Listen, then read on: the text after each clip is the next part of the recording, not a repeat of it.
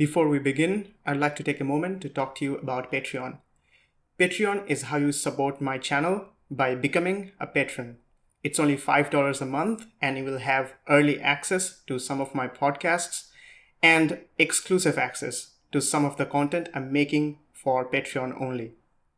Please consider becoming a patron. The link is in the description. Thank you so much. Now back to the video. And while we're talking about corporate social responsibility, another big issue while working with AI is job replacement and automation. And another thing I always think about, do you think it's a company's responsibility to, if a company is working with AI and innovating AI, is it their responsibility to protect jobs? And if so, how can we do that? I think it's the government's responsibility. Mm. I do not trust any individual company to come up with a social plan because their job has to be to increase shareholder value. Yeah. I do think, to the wider point that you're making, that governments across the globe should be thinking about what are we going to do with these displaced people. Yeah. I've just described how the politics of discontent has led to social being extremely toxic. Yeah. Imagine the toxicity that we see in social in every single part of the society. And it's, at first, people just thought it's going to be people that work in Amazon factories. We don't care about them. They don't have much education. They don't.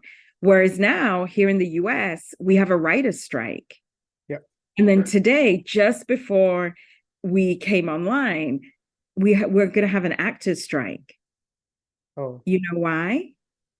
Because AI is being used to generate scripts using generative AI, and AI is also being used to create characters so that they don't need to have actors. Yeah. And